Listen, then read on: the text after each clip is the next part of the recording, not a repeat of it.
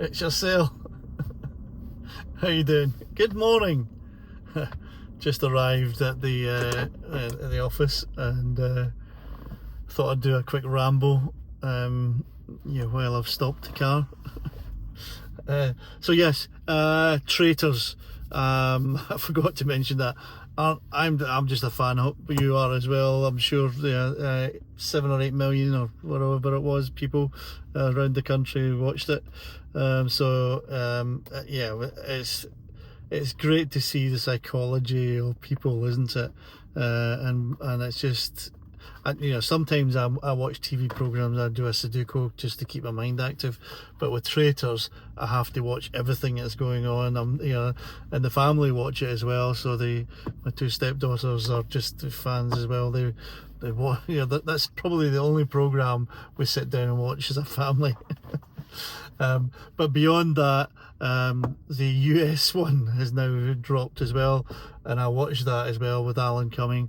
Obviously the setting in Scotland is beautiful. It's 30 miles north of Inverness, and lovely little place. But the scenery is, the building's beautiful. It's actually, I can't remember the guy's name. I looked it up once, and it was a guy who'd actually earned his money out of the opium trades between India and China, and they came back and they went, I think I'll spend my money in property in Scotland. So Sir Alex, I think it was.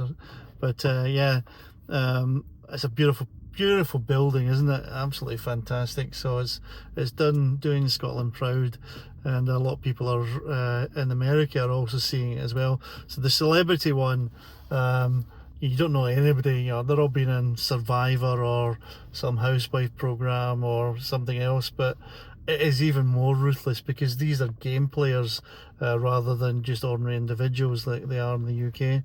And just watching that, absolutely ruthless backstabbing, much like working in the office, isn't it?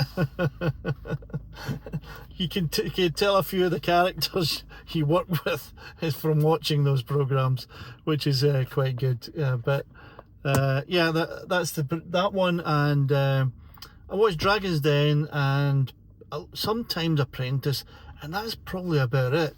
So this year's BAFTA, I had to abstain because I actually haven't watched as much to vote on this year. So I don't watch soaps, and most of the time I go into Netflix and try and find something there. During the BAFTA times, like between late October, I think it says, basically November and December is BAFTA time when you start voting. We've got the final votes to do, and I don't know what to vote for yet. I mean, The Brutalist was quite a good film, but way too overindulgent. 3.5 hours for a film, or over 3 hours. I mean, come on, a film should be 90 minutes or 100 minutes. That's it. Just stop there. Tell me your story and then get out of my life.